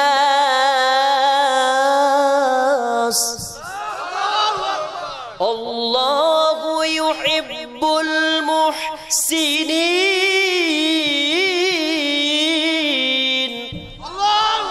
আল্লাহ রাব্বুল আলামিন সুন্দর করে বলতেছেন, আল্লাহ বলছেন, আল্লাযিনা মানে যারা, ইনফিকুনা মানে ব্যয় করে, ফিস সাররাই ওয়াদ দাররাই অভাবগ্রস্ত আর সচ্ছল অবস্থায়, উভয় অবস্থায় যারা আল্লাহ রাব্বুল আলামিনের রাস্তায় দান করে। এই আর যারা কি করে, যখন কোনো মানুষের রাগ হয়, রাগটা যখন কন্ট্রোল করে নেয়, আর যখন কোনো মানুষ অপরাধ করে ফেলে, অপরাধী ব্যক্তিকে ক্ষমা করে, এই চারটে গুণ যার মধ্যে থাকবে, ওই ব্যক্তি হয়ে যাবে মুহসিন। আল্লাহ বলতেছেন, আল্লাহু ইউহিব্বুল মুহসিনিন, আল্লাহ রাব্বুল আলামিন মুহসিনদের ভালোবাসেন। সুবহানাল্লাহ বলেন। গুণ কয়টা? চারটা গুণ। এই চারটা গুণের মধ্যে চারটা গুণ যদি আপনি অর্জন করেন, জেনে রাখেন এই চারটা গুণ অর্জন করলে আপনার জন্য জান্নাত হবে, আপনি হবেন মুহসিন। বলেন সুবহানাল্লাহ। এই চারটা গুণ অর্জন করার জন্য সবাই রাজি আছেন কি ভাই আমার? ও আমার ভাইরা, শুরু করছি। এই চারটা গুণের মধ্যে চারটা গুণের সুন্দর আলোচনা উপস্থাপন করতে গিয়া আমার নবীজির সুন্দর একটা হাদিস বর্ণনা করতে হবে, যে হাদিসটা সুন্দর করে আমি আপনাদেরকে শোনাই দিতে চাই। আমার ভাইরা রে, রাসূলের জন্ম 14 রবিউল আউয়াল। যে হাদিসটা বলবো আমি, রাসূলের জন্ম 12 রবিউল আউয়াল। যে হাদিসটা বলবো সেই হাদিসটা সেই দিন ছিল 14 রবিউল আউয়াল। আমার নবীজি সুন্দর করে এশার নামাজ আদায় করে দিয়া আস্তে করে তিনি সুন্দর করে হুজরার মধ্যে ঘুমাতে গেছেন। হুজরার মধ্যে যখন ঘুমিয়ে পড়েছেন, ঘুমিয়ে পড়ার পরে আবার যখন ফজর আজান যখন হবে, ওই সময় রাসূল ফজর আজান শুনে নামাজে যাবেন। তার পূর্বে যে তাহাজ্জুদ আছে, এই তাহাজ্জুদের নামাজও আমার রাসূল আদায় করবেন। এই টেনশন রাসূলের আছে না নাই? কথা বলেন। আমার রাসূল সুন্দর করে তাহাজ্জুদের সময় সুন্দর করে জেগেছেন। জেগে যখন তাহাজ্জুদের নামাজ আদায় করলেন, ও আমার ভাইরা রে, শুধু ইসলামী আন্দোলনের কাজ করলে হবে না, ওই তাহাজ্জুদের নামাজ খাব্বাব, খুবাইব, বেলাল রাসূল পড়েছেন। আপনি শুধু নারায়ে তাকবীর স্লোগান দেবেন হবে না, ওই তাহাজ্জুদের নামাজের গুণ আপনাকেও অর্জন করতে হবে। বলেন ঠিক কিনা? ওয়া মিনাল লাইলি ফাতাহাজ্জাদ বিহি নাফিলাতাল লাকা আসা আন ইয়াবআসাকা রাব্বুকা মাকামান মাহমুদা। এই তাহাজ্জুদের কথা কোরআনে আছে না নাই? আল্লাহ রাব্বুল আলামিন তাহাজ্জুদ করার কথা বললেন। আমার নবীজি সুন্দর করে তাহাজ্জুদের নামাজ যখন আদায় করলেন, ও আমার ভাইরা রে, তাহাজ্জুদ শেষ হয়েছে, আবার রাসূল সুন্দর করে ঘুমিয়ে গেছেন যে ফজরের এখনো সময় আছে। নবীজি ঘুমিয়ে গেলেন। ফজরের আজান যখন বিলাল দেবে, এই যে তাহাজ্জুদ আর এই যে ফজর, এর মধ্যে সামান্য যতটুকু সময় রাসূল পেলেন, এর মধ্যে রাসূল একটু তন্দ্রাচ্ছন্ন হয়েছেন, ঘুম চলে এসেছে। এই সময় আল্লাহ রাব্বুল আলামিন আমার রাসূলের উপরে ওহী নাজিল করে জানিয়ে দিচ্ছেন চারটি বিষয়। বলেন সুবহানাল্লাহ। এক নাম্বার বলা হলো, ইয়া রাসূলুল্লাহ, কি আপনি যখন সকালবেলা যখন মসজিদে নববীতে যখন যাবেন, ওই জায়গায় গিয়া আপনি দাঁড়িয়ে থাকবেন, আর ওই জায়গায় আপনার কাছে জিবরাইল আমিন চলে আসবে, ওই জিবরাইলকে সঙ্গে নিয়ে রাস্তার মধ্যে হাঁটবেন, আর রাস্তার মধ্যে সর্বপ্রথম যে জিনিস পাবেন ওইটাকে আপনি সুন্দর করে খেয়ে ফেলবেন। বলেন সুবহানাল্লাহ। ইয়া রাসূলুল্লাহ, কি এরপর আপনি আর একটু সামনের দিকে আগাবেন, 2 নাম্বার যে জিনিসটা দেখতে পাবেন হাবিব গো, আপনি সঙ্গে সঙ্গে ওই জিনিসটা আপনার পকেটের মধ্যে রেখে দেবেন। ইয়া রাসূলুল্লাহ, কি 3য় নাম্বার জিনিসটা দেখবেন ওইটাকে সুন্দর করে গর্তের মধ্যে পুঁতে রাখবেন। ইয়া রাসূলুল্লাহ, কি সামনে এগিয়ে থাকবেন। 4র্থ নাম্বার জিনিস দেখলে আপনি আস্তে করে ওই জিনিস দেখার সঙ্গে সঙ্গে মসজিদে নববীতে চলে যাবেন। বলেন সুবহানাল্লাহ। কথা কয়টা? এই 4টা কথা বলা হলো। সঙ্গে সঙ্গে আমার রাসূল যখন জনাবে মুহাম্মদ রাসূলুল্লাহ সাল্লাল্লাহু আলাইহি ওয়াসাল্লাম যখন ফজরের আজান যখন বিলাল দিয়েছে, ওই আজানের ধ্বনি শুনে আমার রাসূল আস্তে করে উঠে গেছেন, উঠে মসজিদে নববীতে চলে গেছেন। বিলাল আজান দিচ্ছে, আল্লাহু আকবার,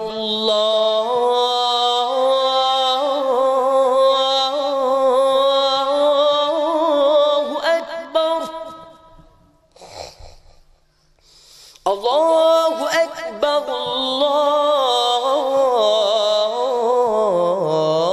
আল্লাহু আকবার, আল্লাহু আকবার বলেন। আজান দিচ্ছে, বেলাল সুন্দর করে আজান দিত। আজকে অনেক মিষ্টি করে আজান হয়, অনেক মিষ্টি, অনেক মিষ্টি, অনেক মধু দিয়ে, কিন্তু আজানে প্রাণ থাকে না। কথা বলে। আর বেলাল তোতলা মোটা ঠোঁট দিয়ে, মোটা জিহবা দিয়ে আজান দিত। সেই আজান না দিলে আল্লাহর আরশ থেকে আরশ পর্যন্ত পৌঁছতো না, বেলালের আজান না দিলে। আর সেই আজান না হলে সুবহে সাদিক হতো না। আল্লাহু আকবার বলেন। তাহলে আজও সেই কোরআন আছে, হাদিস আছে, সেই মানার মানুষ নেই। আজও সেই, কথা বলেন ঠিক কিনা? আজও সেই বিলালের মতো আজান আছে, সুর আছে, সুরের ধ্বনি আছে, কিন্তু বিলালের সেই রূহ নেই। আমার ভাইয়ের, আমাদের কোন রূহ অর্জন করতে হবে? বেলালের রূহ অর্জন করতে হবে, তবে আমাদের জীবনে সফলতা আসবে। ও আমার ভাইয়েরা, বিশ্বনবী জনাবে মুহাম্মদ রাসূলুল্লাহ সাল্লাল্লাহু আলাইহি ওয়াসাল্লাম সংক্ষেপে বলি, সকালবেলা নামাজ পড়লেন মসজিদে নববীতে। সেই দিন ছিল শুক্রবার। নামাজ যখন শেষ হয়েছে সামনের দিকে আগাতে শুরু করলেন। জিবরাইল আমিনকে সঙ্গে নিয়ে দেখতে পেলেন প্রথমে আছে সামনে পাহাড়।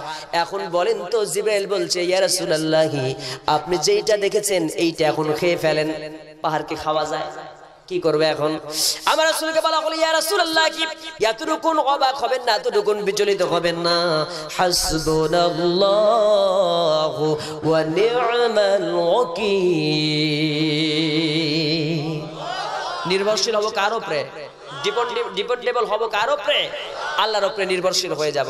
সঙ্গে সঙ্গে আমার রাসূল আল্লাহর উপরে নির্ভরশীল হয়ে সুন্দর করে ওই পাহাড়ের গায়ে হাত লাগিয়ে সুন্দর করে পড়ে নিলেন, বিসমিল্লাহির রহমানির রহিম। ওই পাহাড়ের গায়ে হাত লাগানোর সঙ্গে সঙ্গে হাত দুইটা একত্রিত হয়ে গেল, আর ওই পাহাড় মাটির সঙ্গে ধুলোর সঙ্গে সঙ্গে সঙ্গে মিশে গেছে। হাতের মধ্যে পেয়ালা এসেছে, ওই পেয়ালায় পানি ভর্তি ছিল। আস্তে করে পেয়ালার পানিগুলো রাসূল খেয়েছেন। বলেন সুবহানাল্লাহ। ও আমার ভাই, এটা কি বিশ্বাস হয় না অবিশ্বাস হয়? বিশ্বাস কেন হবে না? এই পৃথিবীতে গাজওয়া রাসূল সাল্লাল্লাহু আলাইহি ওয়াসাল্লাম 27টি যুদ্ধের নেতৃত্ব দিয়েছেন। তার মধ্যে আমার ভাই একটা যুদ্ধ ছিল, যেই যুদ্ধটা আমার রাসূল, যে যুদ্ধটা হলো আহজাবের যুদ্ধ, খন্দকের যুদ্ধ। ওই যুদ্ধের ময়দানে পরীক্ষা যখন খনন করা হয়, ওই পরীক্ষা খনন করলে বিশাল একটা পাহাড় বেজে যায়। আমার রাসূল সঙ্গে সঙ্গে ওই পাথর বেজে যায়, ওই পাথরে আঘাত করেন, সঙ্গে সঙ্গে পাথর ধুলোর সঙ্গে মিশে যায়। আল্লাহু আকবার। হাদিসটা সহিহ, কথা বলেন ঠিক কিনা? ও আমার ভাইয়েরা, সেই দিক থেকে সুন্দর করে পাহাড়ে যখন হাত লাগিয়ে দিয়েছেন, সঙ্গে সঙ্গে যখন পাহাড় মাটির সঙ্গে মিশে গেল, হাতের মধ্যে পেয়ালা আসলো, খেয়ে ফেললেন। সামনের দিকে আগালেন। সামনে যাওয়ার পরে দেখতে পেলেন একটা উত্তপ্ত মরুভূমির পথ পাড়ি দিয়ে একটা গাছ দেখা গেল মরুভূমির মধ্যে। ওই গাছের মধ্যে সুন্দর করে গাছের ডালে একটা চড়ুই পাখি বসে আছে। আমার রাসূল সুন্দর করে গাছের নিচে আশ্রয় নিলেন। ওই চড়ুই পাখিটা দেখে, ওই চড়ুই পাখি দেখে চড়ুই পাখি রাসূলের কাছে এগিয়ে আসলো। আমার রাসূল সঙ্গে সঙ্গে কানে কানে জিবাই চড়ুই পাখি কি যেন বলে দিল। সঙ্গে সঙ্গে আমার রাসূল ওই চড়ুই পাখিটাকে আস্তে করে পকেটের মধ্যে রেখে দিলেন। বলেন সুবহানাল্লাহ। আমার রাসূল সামনে আগাচ্ছেন, সামনে আগানোর পরে দেখতে পেলেন একটা কুড়ে ঘরে দেখা যায়। ওই কুড়ে ঘরটা যখন দেখেছেন, বলেন তো কুড়ে ঘরে কি করতে হবে? জমিনের মধ্যে পুঁতে রাখতে হবে। সামনে এগিয়ে গেলেন, গর্ত খনন করে জমিনের মধ্যে কুড়ে ঘরটা পুঁতে রাখলেন। সামনে আগালেন, সামনে যখন চলে গেলেন, একজন সাহাবী পেছন দিকে তাকিয়ে দেখে যে কুড়ে ঘরটা মাটির মধ্যে নাই, ওই কুড়ে ঘরটা আবার উদ্গীরণ হয়ে গেছে। বলেন আল্লাহু আকবার। সঙ্গে সঙ্গে বলা হলো, ইয়া রাসূলুল্লাহ, কি এত কষ্ট করে মাটি খনন করে যেই কুড়ে ঘরটা আপনি পুঁতে রাখলেন, ইয়া রাসূলুল্লাহ, কি ওই কুড়ে ঘর তো আর জমিনের মধ্যে নাই, উঠে এসেছে। আপনি বিশ্বাস না করলে পেছন দিকে তাকায়া দেখেন। সঙ্গে সঙ্গে বলা হলো, আমার সাহাবীরে, এত পেছন দিকে তাকায়ও না, পেছন দিকে তাকানো ভালো না, এত সিগন্যাল মারা ভালো না, সামনের দিকে তাকাও, পেছনে যা হবার হোক। আল্লাহু আকবার। কিছু চালাক লোক আছে না, খালি পেছন দিকে তাকায়, আছে না ভাই? বেশি চালাক। অতি চালাকের যেন কোথায় দড়ি? অতি চালাকের গলায় দড়ি। মনে করে কিছু লোক যে গলায় আমাদের হাতে আছে রশি, ইচ্ছা মতে বাঁধবো, ইচ্ছা মতে পেঁচাবো, গলায় হোক আর পায়ে হোক, ঠ্যাঙে হোক, কিন্তু জানে না যে বেশি চালাক হলো যেই রশি মানুষের গলায় পেঁচানো হচ্ছে, রশি ঠিকই থাকবে কিন্তু হাত চেঞ্জ হবে। কথা বলেন ঠিক কিনা? রশি ঠিকই থাকবে কিন্তু হাত পরিবর্তন হয়ে যার গলায় পেঁচানো হচ্ছে, আল্লাহ তাকে শক্তি দিয়া ওই রশিটা তার গলাও পেঁচতে পারে কি পারে না? এই জন্য এত বেশি চালাকি ভালো না, অতি চালাকের গলায় দড়ি। এই জন্য সাবধান হন। ও আমার ভাইয়েরা, রাসূলের সামনে চলে গেলেন। চতুর্থ নাম্বার দেখে মূল কথায় চলে যাচ্ছি। চতুর্থ নাম্বার, আমার রাসূল দেখতে পেলেন যে একটা উট পড়ে আছে। মরা উটটা দেখে নিয়া আমার রাসূল দেখলেন মরা উট পড়ে আছে। এখন বলেন তো, ওই উটটা দেখার পরে রাসূলকে কি করতে হবে? আল্লাহর কি নির্দেশ আছে? জিবরাইল আমিন বলে, ইয়া রাসূলুল্লাহ, কি আল্লাহ আপনাকে স্বপ্নের মধ্যে কি বলেছেন? বলে, ভাই জিবরাইল রে, আল্লাহ আমাকে বলে দিয়েছেন এই মরা উটে দেখার পর আমি যেন এই জায়গায় না থাকি, মসজিদে নববীতে চলে যাই।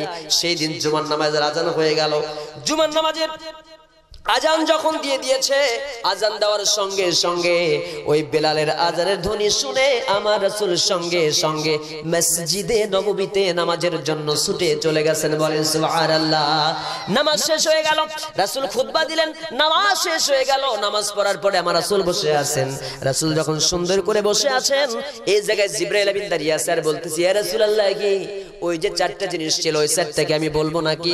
বলতেছি, ইয়া রাসূল, বলতেছেন জিবরাইল রে, একটা একটা করে তুমি ওই চারটা জিনিসের সব ভাবার্থ, সব মর্মার্থ আমারে জানিয়ে দাও।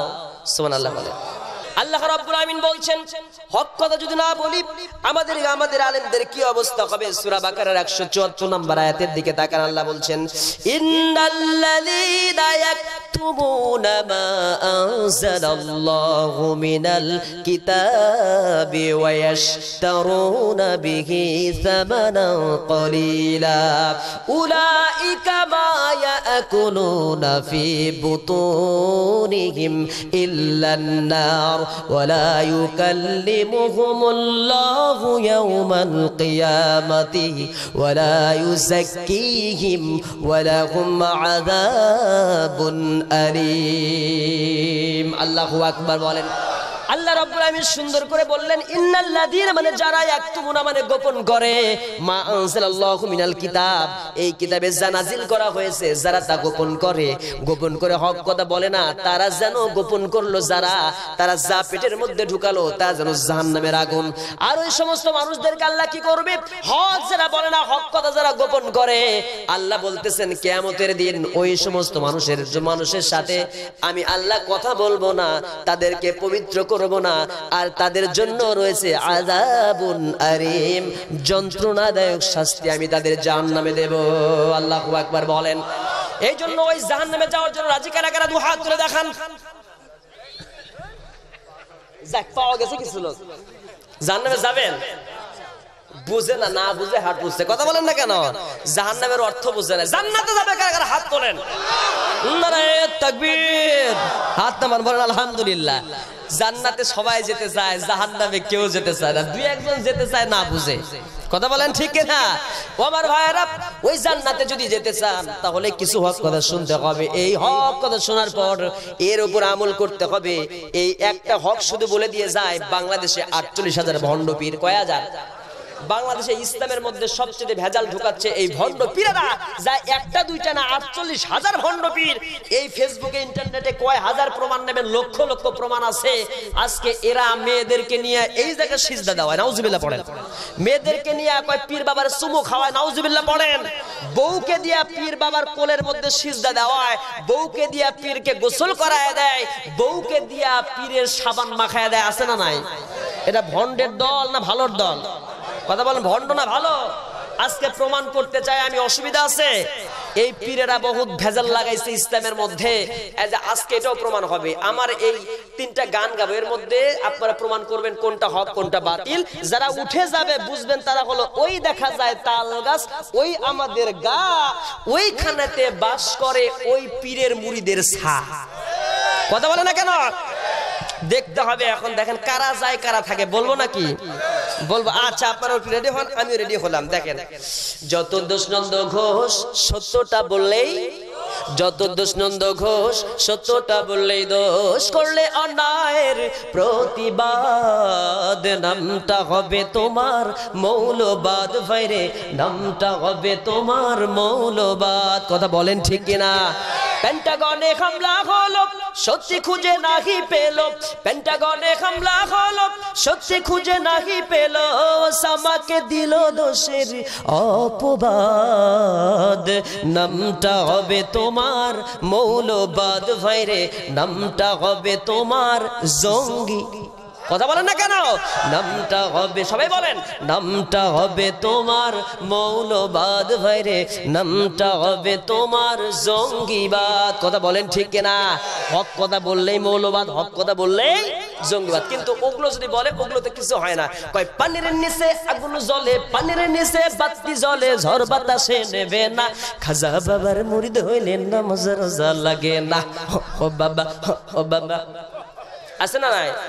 এগুলো বললে মৌলবাদ হয় না, জঙ্গিবাদ হয় না। কয় এটাই হলো খাঁটি ইমানদার। কথা বলেন না কেন? কারণ ওই জায়গায় গেলেই তো খাওয়া যায়। হ্যাঁ, এরকম করে কয় ইল ইল, দমে দমে গিল। এগুলো দেখছি ভাই, ক্লাস যখন 7 8 পড়তাম, ছোটবেলায় এগুলো অনেক দেখেছি। দেখে কথা বলি শেষ করতে পারবো না, না দেখে বলবো কখন? কত অভিজ্ঞতা আছে এই ছোট্ট জীবনে, তার শেষ নাই। ছোটবেলা থেকেই এই গান গেয়ে গিয়ে বেড়াতাম, ইসলামী সঙ্গীত গেয়ে গিয়ে বেড়াতাম। সমন্বয় সাহিত্য সাংস্কৃতিক শিল্পী গোষ্ঠীর নাম শুনছেন না? সাইমন শিল্পী গোষ্ঠীর নাম শুনছেন না? আমার ভাই ছোটবেলা থেকে গান গেয়ে বেড়াতাম, যার কারণে অনেক অভিজ্ঞতা আছে। গোটা বাংলাদেশের অনেক জায়গায় ঘুরেছি ছোটবেলা থেকে। আজকে তো মাহফিল করি, এরকম শত শত স্টেজ পার করেছি ক্লাস 4 থেকে। 4 5 7 8 9 10 11 12 13 14 মাস্টার ডিগ্রি পাস করা পর্যন্ত গান গাই বেড়াইছি, এখনো গাই মাঝে মাঝে। কথা বলেন ঠিক কিনা? আমার ভাইরা, এই গ্রুপ আছে না নাই? এটা ভালো গ্রুপ না ভন্ডের গ্রুপ? আবার বলে, কেউ ফেরে না খালি হাতে, কাজারে তোর দরবারে, সাইতে জানলে রয় না কাগান, মুর্শিদ তোর দরবারে। আছে না নাই? আল্লাহরে ধন খাজারে দিয়া, আল্লাহ গেছেন খালি হইয়া। জোরে কর নাউজুবিল্লাহ। আল্লাহর ধন খাজারে দিয়া, আল্লাহ গেছে খালি হইয়া। আছে না? নাউজুবিল্লাহ পড়েন। ওকে বার্মা আরাকানে পাঠানো দরকার, ওই বৌদ্ধদের কাছে পাঠানো দরকার। কথা বলেন, গলা কেটে ওরে সাইজ করা দরকার। আমার ভাইরা, আরাকানের কথা আমি বলবো ভাই, মনে রাখে। আজকে হক কথাগুলো বলার কারণে এই একমাত্র কালেমা লা ইলাহা ইল্লাল্লাহু মুহাম্মাদুর রাসূলুল্লাহ সাল্লাল্লাহু আলাইহি ওয়াসাল্লাম, এই স্বীকৃতি দেওয়ার কারণে আজকে আরাকানের মুসলমানদের কেটে কেটে নাফ নদীর পানিকে লাল টুকটুকে করে দেওয়া হয়েছে। কথা বলেন ঠিক কিনা? বঙ্গোপসাগর গাছকে লাল টুকটুকে করে দেওয়া হলো। ও মুসলমান ভাই, আমার বোন, আমার মাকে যদি কেউ লাঞ্ছনা, তা কেউ যদি ইজ্জত লুণ্ঠন করতো, আপনার কি সহ্য হতো? আপনার বোনের উপরে যদি হায়নার মতো কেউ ঝাঁপিয়ে পড়তো, ইজ্জত লুণ্ঠন করতো, আপনি সহ্য করতে পারতেন না? বলেন ঠিক কিনা?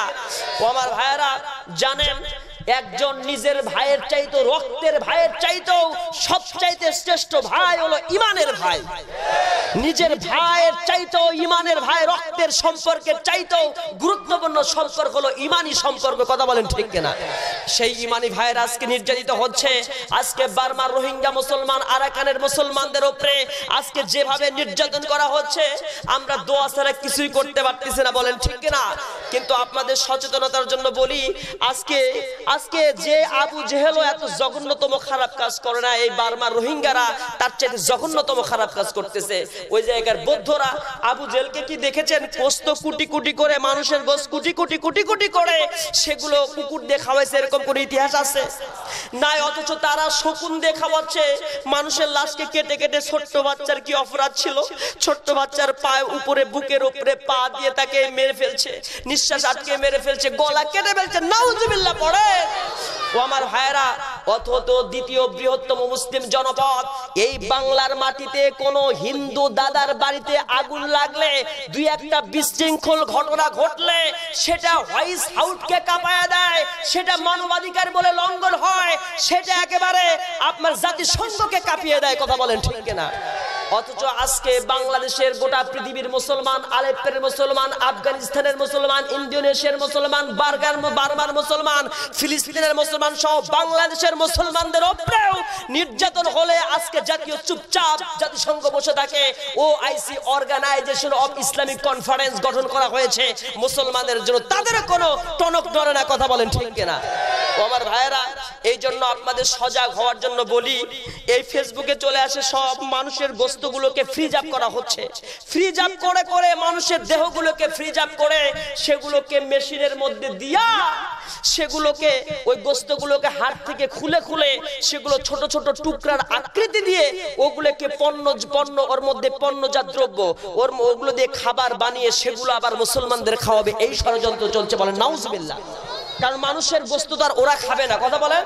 ওটাকে পণ্য বানাচ্ছে বার্মায়, এই ফেসবুকে সব পাওয়া গেল। পণ্য বানিয়ে সেগুলোকে প্রক্রিয়াজাতকরণ করে সেগুলো মানুষের মধ্যে খাওয়াবে। বলেন নাউজুবিল্লাহ। কোকা কোলা খান না আপনারা? মুসলমানের সন্তান কোকা কোলা খায়, জানে না এই কোকা কোলার মধ্যে শুকুরের চর্বি মিশ্রণ করা হয়, এটা হচ্ছে ইসরায়েলি পণ্য। বলেন নাউজুবিল্লাহ। আপনি জানেন 7 আপ কোকা কোলা খান, এর মধ্যে কি দেওয়া আছে? ক্যাফেইন আছে, যা কিডনিকে ড্যামেজ করে দেয়। এর মধ্যে ক্যাফেইন আছে উচ্চ মাত্রার, কিডনিকে ড্যামেজ করে দেবে। এটা খেলে পরে আপনার আত্মার উপরে প্রলেপ পড়বে। কোকা কোলা শুকুরের গোশত খাইলে যেমন আপনার ঈমান নষ্ট হয়ে যাবে, নামাজ কবুল হবে না। হারাম খাইলে পারে, কোকা কোলা খাইলেও তাই হবে। জোরে বলেন ঠিক কিনা? এগুলো বর্জন করতে হবে। এই বার্মার পণ্য বর্জন করুন, কোকা কোলা বর্জন করুন, ইসরায়েলি পণ্য বর্জন করুন, যদি পাকা ইমানদার হন। বলেন ঠিক কিনা?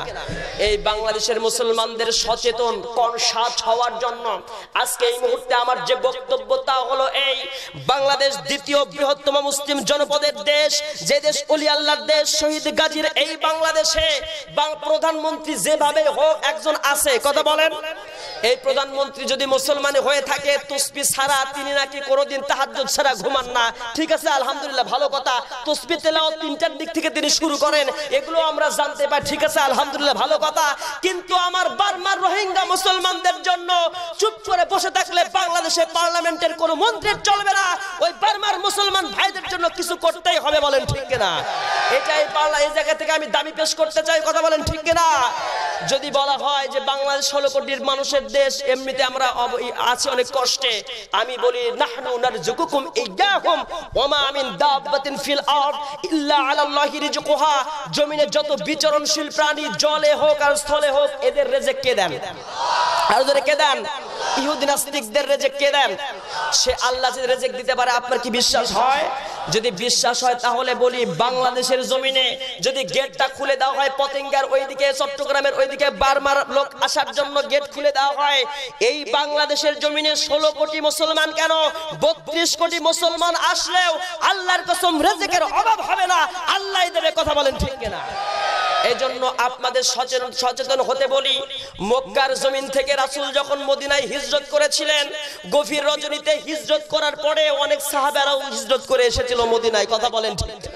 সেই সময় ওই মক্কার আনসার, মক্কার মুহাজির আর মদিনার আনসারদের কি ভ্রাতৃত্বের বন্ধন ছিল, একটু খেয়াল করে দেখেন না। মক্কার আনসাররা, মক্কার মুহাজিররা হিজরত করলো, আর মক্কা মদিনার আনসারেরা বলল, ভাইরে তুমি মুসলমান, রাসূলের উম্মত, রাসূলের একজন খাঁটি উম্মত, হিজরত করে এই মদিনায় এসেছো, আমি ভাই হয়ে চুপ করে থাকতে পারি না। আমার 2টা খেজুরের বাগান আছে, একটা খেজুরের বাগান তোমাকে দিয়ে দিলাম, বাকি একটা হলেই আমার চলবে। কথা কোন ঠিক কিনা? বলেছিল ভাই আমার দুইটি রুম আছে, দুইটা ঘর আছে, একটা ঘরকে আমি তোমাকে দিয়ে দিলাম, আর একটা ঘর আমার হলেই চলবে, কথা বলেন ঠিক কিনা? বলেছিল আমার দুইটা উট আছে, একটা উটকে আমি তোমার জন্য দিয়ে দিলাম, ভাই তুমি মুসলমান ভাই নিঃস্ব হয়ে ইসলামের জন্য এসেছো এই জায়গায় হিজরত করে, এই জন্য রাসূলের উম্মত হয়ে এসেছো, আমার দুইটা উটের মধ্যে একটা উটকে দহন করে তুমি দুধ খেয়ে বাঁচবে, আর একটাকে আমি নিয়ে জীবন সংসার চালাবো, কথা বলেন ঠিক কিনা? শুধু এতটুকুন স্যাক্রিফাইস করেন নাই, আরো তারা করেছিল যে আমার দুইজন স্ত্রী আছে, দুইটা বউ আছে আমার, একজনকে এই মুহূর্তে তালাক দিয়ে দিলাম, তালাক দেওয়ার পরে বলা হলো যে তুমি ওই স্ত্রীটাকে বিবাহ করে তুমি সুখের সংসার করো, কথা বলেন ঠিক কিনা?